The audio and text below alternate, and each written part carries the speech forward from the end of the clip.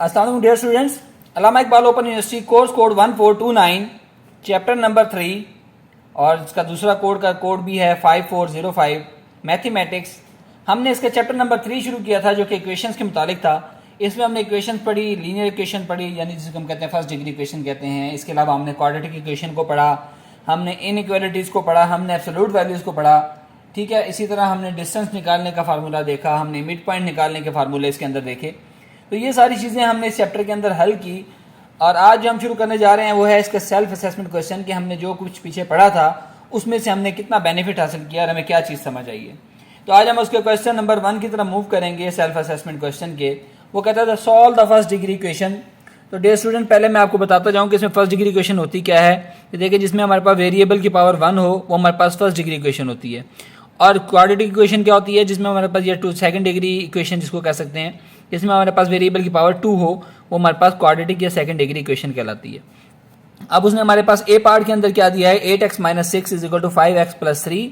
ये उसने हमारे पास एक यहाँ पर एक वैल्यू दी हुई है। वो कहता है आपने इसको सॉल्व करना है। हमने क्या किया, ये +5x इधर आकर -5x हो गया, तो 8x - 5x आ गया। ये +3 वैसे का वैसे रहा, ये -6 है, ये इधर जाकर +6 हो गया। जैसे कि डियर स्टूडेंट मैंने आपको बताया था कि जब इक्वेशन में एक चीज़ को दूसरी तरफ लेकर जाते हैं तो वहाँ जाकर उसकी वैल्यू जो है वो चेंज हो जाती है, यानी माइनस वाली वैल्यू प्लस हो जाती है और प्लस वाली वैल्यू माइनस हो जाती है। तो 8x - 5x ये हमारे पास ए बराबर है 3x के, और 3 + 6 कितना होता है, वो 9 होता है। यहाँ से क्योंकि हमने x की वैल्यू निकालनी है, 3 यहाँ पर मल्टीप्लाई हो रहा है, दूसरी तरफ जाकर ये डिवाइड हो जाएगा, तो हमारे पास x = आ गया 9/3। जब हमने इसको डिवाइड किया तो x = 3 जो है हमारे पास इसका आंसर आ गया। ठीक है डियर स्टूडेंट्स, बड़ा ही आसान सा क्वेश्चन था ये इसका पहला पार्ट।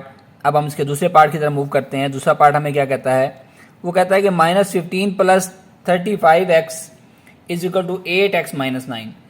यहाँ पर भी उसी तरह हमारे पास x की दो वैल्यूज़ दे रखी हैं दो साइडों पर, और दो हमारे पास कांस्टेंट वैल्यूज़ हैं। हम क्या करेंगे, x वाली वैल्यूज़ को एक साइड पर कर लेंगे और जो हमारे पास दूसरी कांस्टेंट वैल्यूज़ हैं उनको दूसरी साइड पर कर लेंगे, क्योंकि यहाँ से हमने x की वैल्यू निकालनी है। हमने क्या किया, 35x को यहाँ वैसे का वैसे रहने दिया और ये +8x था, इधर आकर -8x हो गया। ये -9 वैसे का वैसे रहा, ये -15 था तो दूसरे से जाकर क्या हो गया, +15 हो गया।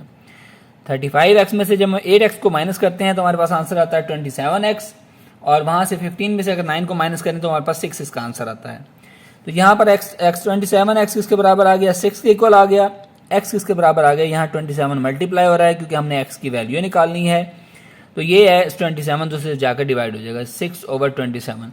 हमने क्या किया, 3 दूनी 6 और 3 निम 27। ठीक है, इनसे तकसीम किया तो हमारे पास इसका आंसर आ गया x = 2/9 इसका आंसर आ गया। ठीक है डियर स्टूडेंट्स, चलिए अब हम इसके नेक्स्ट पार्ट की तरफ मूव करते हैं। नेक्स्ट पार्ट हमारे पास क्या कहता है, वो कहता है कि x + 9 माइनस इंटू ब्रैकेट शुरू -6x -6 + 4x ब्रैकेट क्लोज +4 = 0। देखिए, जब भी आपने किसी इक्वेशन को सॉल्व करना है तो ये बोर्डा मैथ्स इस मैथ का प्रिंसिपल है कि सबसे पहले आपने ब्रैकेट्स को सॉल्व करना है। ब्रैकेट्स को सॉल्व करने के लिए क्या है, हम इसकी ब्रैकेट को खोल देते हैं। x + 9, ये माइनस माइनस +6, ये माइनस प्लस -4x + 4 = 0। अब देखें x की हमारे पास दो वैल्यूज हैं, x और -4x। ये कितना बच जाएगा, -3x। ये हमारे पास इसकी कितनी वैल्यू है, 9 + 6 + 4। ये कितना बन जाएगा, ये आपके पास बन जाएगा 19 = 0। यहाँ से आपके पास -3x इसके बराबर आ गया, ये +19 था दूसरे से जाकर -19 हो गया। x आपके पास ये -3 इधर डिवाइड मल्टीप्लाई हो रहा है तो इधर आकर ये -3 एज इट इज़ डिवाइड हो जाएगा। ठीक हो गया। ये अगर आपको ये मुश्किल लग रहा है तो आप माइनस को यहाँ दोनों तरफ माइनस मौजूद है, दोनों तरफ माइनस काट दें तो प्लस की वैल्यू हो जाएगी। यहाँ पर भी यानी माइनस माइनस से कैंसिल, तो x बराबर आ गया 19/3। ये इसका आंसर हो गया डियर स्टूडेंट। बड़ा ही आसान सा क्वेश्चन था। चलें अब हम इसके नेक्स्ट पार्ट की तरफ आते हैं। y/8 - 10 = y/4 - 9। एक उसने हमारे पास ये फर्स्ट डिग्री की इक्वेशन दी हुई है, लेकिन इसमें सिर्फ है क्या, इसमें बटा वाली वैल्यू मौजूद हैं, फ्रैक्शन वाली वैल्यू मौजूद हैं। तो यहाँ हमारे पास y/8 वैसे का वैसे रहेगा, ये +y है /4, ये इधर आकर -y/4 हो जाएगा। ये -9 वैसे का वैसे, ये -10 इधर आकर +10 हो जाएगा। अब आपको एलसीएम तो लेना आता है, यहाँ से एलसीएम लें, 8 इसका एलसीएम आएगा। ठीक है, एलसीएम बेसिकली क्या होता है, लीस्ट कॉमन वैल्यू हमारे पास जो होती है वो होती है, जो कि हमारे पास 8 इसकी आई है। ठीक है, तो हमारे पास क्या आएगा, 8 एकम 8, ये वाई वैसे का वैसे, यानी 8 एकम 8 एक आया, तो एक ज़रब इससे ज़रब खाता है तो ये 1 वाई हो गया। अच्छा 4 दूनी 8, 2 आ गया, 2 इससे जाकर ज़रब खाता है, -2 वाई बराबर है 1 के। ठीक हो गया। अब y माइनस 2 वाई, इसका हमारे पास क्या आंसर आ जाता है, y माइनस 2 वाई का वो आ गया हमारे पास -y/8 इज इक्वल टू 1। ठीक हो गया डियर स्टूडेंट्स। यहाँ से हमने क्या करना है, हमने y की वैल्यू निकालनी है। तो यहाँ हमारे पास -y इज इक्वल टू आ गया, ये 8 इधर से सेम हो रहा है, इधर जाकर ज़रब खा गया, 8 ज़रब 1, यहाँ से माइनस का y है, इधर जाकर ये जब इधर से माइनस से इसको मल्टीप्लाई करें या माइनस के साइन को दूसरे से शिफ्ट कर दें तो ये हमारे पास इसकी वैल्यू आ गई y इज इक्वल टू -8, ये इसका आंसर आ गया। तो ये था डियर स्टूडेंट्स हमारा फर्स्ट क्वेश्चन जो सेल्फ असेसमेंट का था, बड़ा ही आसान था। अब जो हमारे पास इसका नेक्स्ट टॉपिक आ रहा है वो कहता है कि अब क्वाड्रेटिक इक्वेशन की तरफ हम मूव कर रहे हैं। वो कहता है सॉल्व द क्वाड्रेटिक इक्वेशन, ये इक्वेशन दी हुई है quadratic equation by factorisation method. देखिए इस चैप्टर के अंदर मैंने आपको 3 चीज़ें पढ़ाई थी। एक हमने पढ़ा था फैक्टराइजेशन मेथड, जिसमें हम क्या करते थे, इन वैल्यूज़ के फैक्टर्स बनाकर इनको आगे मजीद हम सॉल्व कर लेते थे। ठीक है। और दूसरा हमने क्या पढ़ा था, क्वाड्रेटिक फार्मूला था, और तीसरा था बाय कंप्लीटिंग स्क्वायर। तो अब ये जो क्वेश्चन नंबर 2 ये है हमारे पास कि इसको आपने फैक्टराइजेशन के तहत सॉल्व करना है। ठीक हो गया डियर स्टूडेंट्स। तो चलो हम सबसे पहले हम इसमें क्या करते हैं, हम इसको इक्वेशन की फॉर्म के अंदर लाते हैं कि इसको हम लिख सकते हैं t² + 4t, ये +21 इधर आकर -21 इज इक्वल टू 0 हो गया। देखिए डियर स्टूडेंट, मैंने आपको बताया था कि आपने क्या करना है, इन दोनों को ज़रब देनी है। वो क्या आ रहा है, -21t²। अब ये जो 4t है इसके आपने ऐसे फैक्टर बनाने हैं कि इनको ज़रब दें तो आपके पास -21t² आए, और जमा करें तो आपके पास 4t आए। तो अगर मैं इसको लिख दूं यहाँ पर 7t और दूसरा 3t। अब देखें 7t को 3t के ये -3t, यानी कि अगर 7 में से अगर 3 निकाल दें तो 4t आता है हमारे पास, यस आता है। अगर 7 या 21 इसको ज़रब दें तो -21t² आता है, यस आता है। तो ये हमारे पास अब इसकी फैक्टराइजेशन बन गई है। तो इसको मैं लिख सकता हूँ मज़ीद आसानी के लिए, जमा 7t -3t -21 is equal to 0। अब देखें इन दोनों वैल्यू में से क्या कॉमन आ रहा है, इन दोनों वैल्यू में से क्या कॉमन आ रहा है, इनमें से आ रहा है t कॉमन, तो t + 7। इन दोनों में से क्या कॉमन आ रहा है, -3, तो अंदर क्या बच गया, t + 7 इज इक्वल टू 0। यहाँ से देखें t + 7 एक दोनों में से कॉमन आ गया, अंदर बच गया t - 3 इज इक्वल टू 0। तो यहाँ से हमारे पास t की क्या वैल्यू आ रही है, या तो t + 7 इज इक्वल टू 0 है और t - 3 इज इक्वल टू 0 हो गया।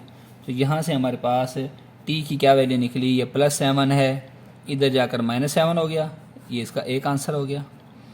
और या t ये इधर -3 है, इधर जाकर +3 हो गया, ये इसका दूसरा आंसर निकल आया।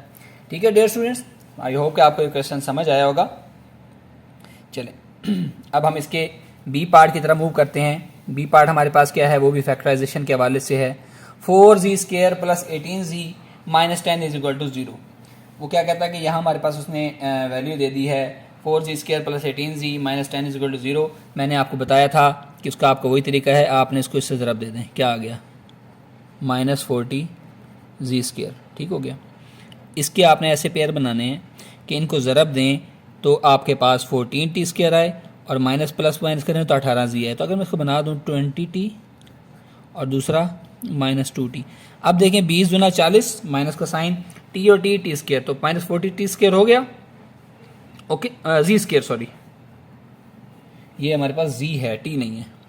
ठीक है, z, ये भी हमारे पास z है, ये 40z² हो गया। और अगर हम 20z को -2z से अगर माइनस करें तो 18z बनता है, यस बनता है।